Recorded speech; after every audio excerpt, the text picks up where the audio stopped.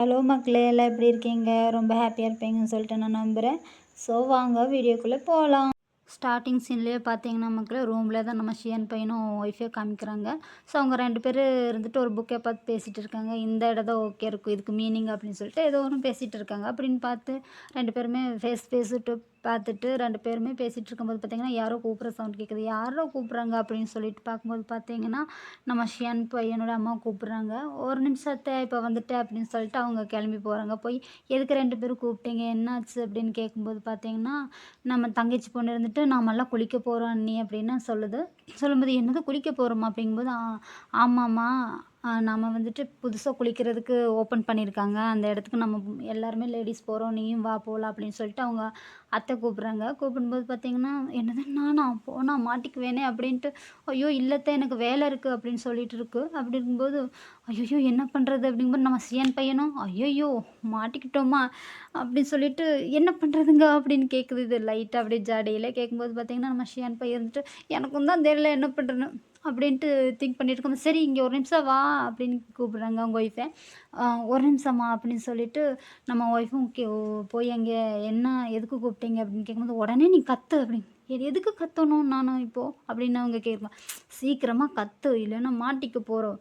ஏன் என்னாச்சு அப்படிங்கும்போது, நீ கத்தே அப்படின்னு சொல்லிட்டு கத்தும்போது பார்த்தீங்கன்னா, அங்கே ஒரு ஏதோ ஹீட்டர்ன்னு சொல்லிட்டு ஏதோ ஒன்று வச்சுருக்காங்கப்பா. அது அவங்க ஊர் ஹீட்டர் போல இருக்குது. அந்த நம்ம சியான் பையன் என்ன பண்ணுறேன்னா, கீழே தள்ளி விட்டுறேன். தள்ளி விட்டுட்டு குடு குடு குடுன்னு அவங்க அம்மா கிட்ட ஓடி போகிறாங்க மக்களே.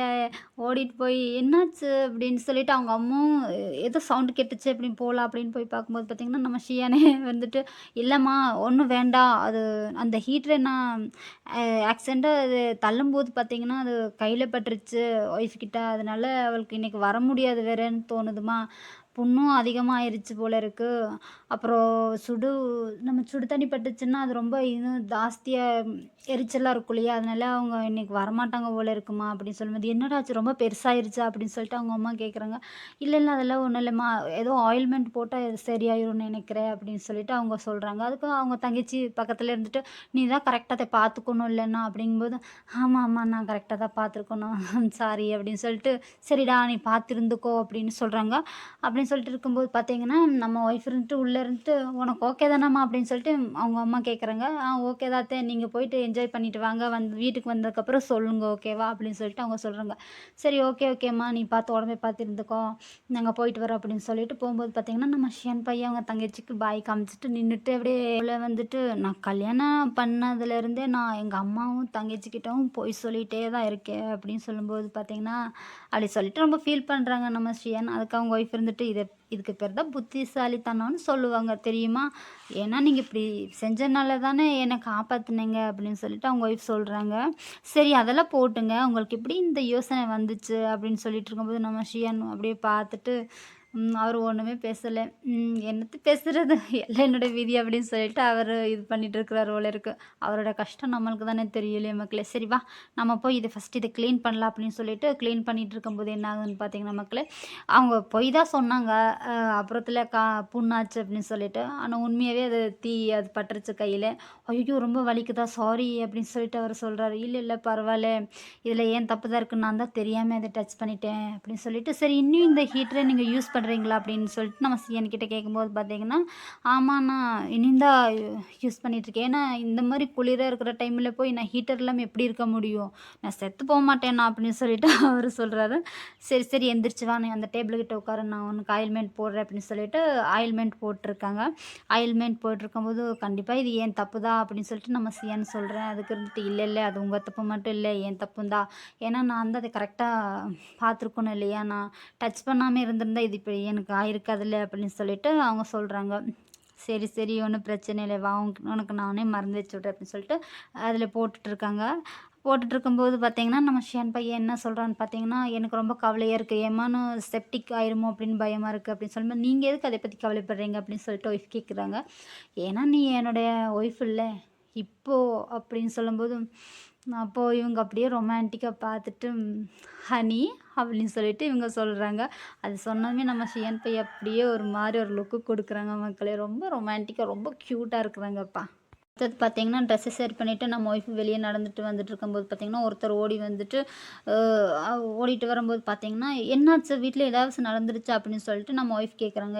"அதெல்லாம் ஒண்ணும் இல்ல. உங்க சிஸ்டர் திரும்பி வந்துட்டாங்க." அப்படிங்கும்போது, "என்னது என் சிஸ்டர் வந்துட்டாங்களா?" அப்படின்னு சொல்லிட்டு வீட்ல தான் காமிக்கிறாங்க. அவங்க சிஸ்டர் நின்னுட்டு இருக்கும்போது, நம்ம ஒய்ஃப் இருந்துட்டு ஓடி வந்து, "என்ன வந்துட்டயா? இவ்வளோ நாள் எங்கே இருந்த?" அப்படின்னு கேட்கும்போது, "ஏன் நீ ஃபர்ஸ்ட்டு எதுக்கு இந்த மாரி ட்ரெஸ் பண்ணியிருக்க?" அப்படின்னு சொல்லிட்டு அவங்க சிஸ்டர் கேட்குறாங்க. அப்ப அப்படி பேசிட்டு இருக்கும்போது பார்த்தீங்கன்னா, நம்ம ஷியான் பையனும் வந்துட்டாங்க. "சரி சொல்லு, நீ சொல்லு. இவ்வளோ நாள் எங்கே இருந்த நீ? ஏன் உன்னை எவ்வளோ தூரம் நாங்க தேடினோம்னு தெரியுமா உனக்கு?" அப்படின்னு சொல்லிட்டு அவங்க சொல்லிட்டு இருக்கும்போது சாரி கேட்டுருக்காங்க. அப்போ நம்ம ஷியான் பையன பார்த்துட்டு, "இது யாரு? இவங்க யாரு புதுசா இருக்கிறாங்க?" அப்படின்னு கேட்கும்போது, அப்பதான் நம்ம ஒய்ஃப் சொல்றாங்க, "இவங்க தான் உங்களுடைய வருங்கால மனைவி" அப்படின்னு சொல்லிட்டு நம்ம சியான் பையன்கிட்ட சொல்லும்போது பார்த்தீங்கன்னா, "ஓ! நீங்களா?" அப்படின்னு சொல்லும்போது அந்த அந்த பொண்ணும் சாரி கேட்குது. இந்த கல்யாணம் இந்த மாரி மாறி நடந்துச்சு இல்லையா? அதனால சாரி கேட்குறவங்க கிட்ட அப்படின்னு சொல்லிட்டு அந்த பொண்ணு கேட்குது. சாரி கேட்குது. சாரி கேட்டா எல்லாமே சரியாயிருமா அப்படின்னு சொல்லிட்டு நம்ம ஷியான் பையன் வந்துட்டு பேசுறதுக்கு ஸ்டார்ட் பண்றாரு. என்ன அப்படின்னு பார்த்தீங்கன்னா, "உனக்காக உன்னோட பிரதர் எவ்வளோ கஷ்டப்பட்டாருன்னு தெரியுமா? எல்லாம் ஓடி போயிட்டா சரியாயிரும்னு நீ நினைக்கிறியா? நீ ஏன் இப்படி பண்ண? உனக்கு பிடிக்கலன்னா நீ சொல்லியிருக்க வேண்டியது தானே!" அப்படின்னு சொல்லிட்டு அவரு கேட்கும்போது, அந்த பொண்ணு சொல்லுது, "எனக்கு பயமா இருந்துருச்சு. அதனால தான் நான் வந்துட்டு ஓடிட்டேன்." அப்படின்னு சொல்லிட்டு அந்த பொண்ணு சொல்லும்போது, "இது ஓடி போறதுக்கு எல்லாமே சரியா இருக்காது. ஓகேவா? ஓடி போயிட்டா எல்லாம் முடிஞ்சு போயிரும்னு நீ நினைக்காத. உன்னோட பிரதர் வந்துட்டு செய்யாத வேலை எல்லாம் செஞ்சாரு தெரியுமா? அவரு துணி துவைக்கிறது, அப்போ சமையல் பண்றது, இந்த மாரி எவ்வளோ வேலையில கஷ்டப்பட்டாருன்னு உங்களுக்கு தெரியுமா? ஒவ்வொரு நாளும் எங்க ஃபேமிலி கிட்ட மாட்டிக்குவேன் அப்படின்னு சொல்லிட்டு எவ்வளோ ஃபீல் பண்ணாருன்னு தெரியுமா? அவ்வளோ கஷ்டத்துலயும் அவரு வந்துட்டு அப்படி உன்னால தானே அவரு கஷ்டப்பட்டாரு." அப்படின்னு சொல்லிட்டு இவர் சொல்லிட்டு இருக்கும்போது பார்த்தீங்கன்னா, அந்த பொண்ணு சாரி, சாரி அப்படின்னு சொல்லிட்டு 2 பேத்துக்கிட்டயும் சாரி கேட்டுருக்கு. "ஏய் எவ்வளோதான் பேசுறது?" அப்படின்னு சொல்லிட்டு நம்ம சியான் பையனும் ஃபீல் பண்ணிட்டு வெளியே கிளம்பிட்டாரு. சரி வீட்டுக்கு போலாம் அப்படின்ட்டு. அப்படி போகும்போது, என் பொண்ணு வந்துட்டாளா?" அப்படின்னு சொல்லிட்டு அவங்க அப்பா வராரு. வந்ததுமே இந்த நம்ம சியானை பார்த்துட்டு, "ஹலோ சியான்" அப்படிங்கும்போது, "ஹலோ சார்" அப்படின்னு சொல்லிட்டு இவங்க 2 பேருமே இது பண்ணிட்டு அவங்க அப்பா இருந்துட்டு சொல்றாங்க, "என் பொண்ணு திரும்பி வந்துட்டா. இனிமே இவன் கூட வாழணுங்கிற ஒரு இது உங்களுக்கு இருக்காது. இந்த கல்யாணத்த நம்ம நடக்காத மாரி பண்ணிட்டு, என் பொண்ண உங்களுக்கு கல்யாணம் பண்ணி வச்சுர்றேன்." அப்படின்னு சொல்லிட்டு இவரு சொல்றாரு. அப்ப நம்ம ஷியான் பையனும் உடனே இருந்துட்டு என்ன சொல்றான்னா, "தயவுசெய்து இந்த நம்ம வாழ்க்கைன்னு ஒரு வாழ்க்கை வாழ்றோம் இல்லையா? அதுக்கு ஃபர்ஸ்ட்டு நம்பிக்கை தான் வேணும். நம்பிக்கை இல்லாம வாழ முடியாது." அப்படிங்கும்போது, "என்ன சொல்றீங்க?" அப்படின்னு சொல்லிட்டு அவங்க அப்பா கேட்குறாங்க. அப்படி கேட்கும்போது பார்த்தீங்கன்னா, நம்ம ஷியான் சொல்றான், "ஆமா, உங்க பொண்ணு பொறுப்பில்லாமே அப்படி ஓடி போற ஒரு பொண்ண நான் எப்படி நம்பி கல்யாணம் பண்ணி வாழ முடியும்? அதனால எனக்கு இந்த பொண்ணு வேண்டாம். உங்க பொண்ண நான் கண்டிப்பா கல்யாணம் பண்ணிக்க போறதில்ல." அப்படின்னு சொல்லிட்டு அவர் வந்துட்டு சொல்றாரு. பையன் கூட பரவால்ல.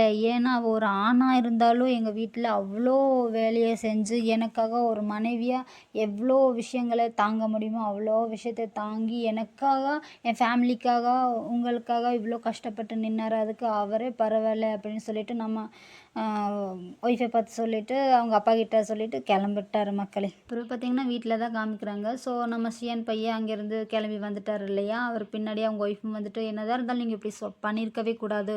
என்னோட சிஸ்டர வந்து நீங்க கண்டிப்பா கல்யாணம் பண்ணியிருக்கணும். இது எப்படி நீங்க ஸ்டாப் பண்ணலாம்?" அப்படின்னு சொல்லிட்டு அவங்க கேட்கும்போது பார்த்தீங்கன்னா, "என்ன மன்னிச்சிரு. இதுக்கு மேல உன்னோட சிஸ்டர ஏத்துக்கிற நிலைமை எனக்கு இல்ல." அப்படின்னு சொல்லும்போது, "ஏன்? நீங்க தானே சொன்னீங்க. அ கொஞ்ச நாளுக்கு டைம் கேட்கும்போது ஓகே தானே சொன்னீங்க. என் சிஸ்டர் வந்ததுக்கப்புறம் எல்லாம் சரியாகும்னு நான் உங்ககிட்ட முன்னாடி சொன்னேன் இல்லையா?" அப்படின்ட்டு அவங்க சொல்றாங்க. "ஆமா நான் சொன்னேன் தான். முன்னாடி தான் அப்படி இருந்துச்சுன்னு இப்போ அப்படி கிடையாது. ஏன்னா நீ என் மனைவி." அப்படிங்கும்போது, "என்ன சொல்றீங்க?"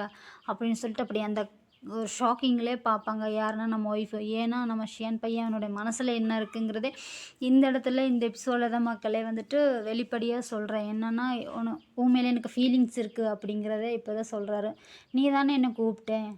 அ என்னான்னு கூப்பிட்டுருப்பாங்கன்னா, ஃபர்ஸ்ட்டு இந்த முன்னாடி பார்த்தீங்கன்னா, "நீ என்னோட மனைவி" அப்படின்னு சொல்லும்போது, அந்த 2 பேரும் ஆயில்மெண்ட் போட்டிருப்பாங்க இல்லையா? அந்த இதில ஹனி அப்படின்னு கூப்பிட்டுருப்பாங்க இல்லையா? அத தான் சொல்றாரு. "நீ தானே என்ன கூப்பிட்ட" அப்படின்னு. அப்போ "உனக்கே என் மேல ஃபீலிங்ஸ் இருக்கிறது தானே" அப்படிங்கிற மாரி இவரு சொல்றாரு. ஸோ அப்படி சொல்லிட்டு என்ன சொல்றாருன்னு பார்த்தீங்கன்னா, "கண்டிப்பா நீ யோசி. நான் யாரு உனக்கு அப்படிங்கிறத நீ யோசி. உன்னோட முடிவுக்காக நான் வெயிட் பண்றேன். எனக்கு நீ தான் வேணும்." அப்படின்னு இவரு ப்ரப்போஸ் பண்றாருப்பா. கண்டிப்பா இந்த ஒரு விஷயத்துல எல்லாம் ஹேப்பியா சொல்லுவாங்க.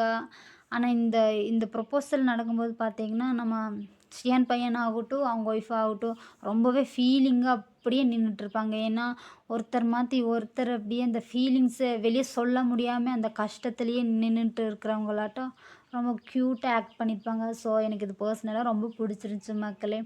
ஸோ உங்களுக்கும் பிடிச்சிருக்குன்னு நான் நினைக்கிறேன். ஸோ பிடிச்சிருந்தா லைக் பண்ணுங்கள். ஓகே மக்களே, நெக்ஸ்ட் ஒரு எபிசோடில் உங்களை எல்லோரையும் மீட் பண்ணுறேன். Okay bye.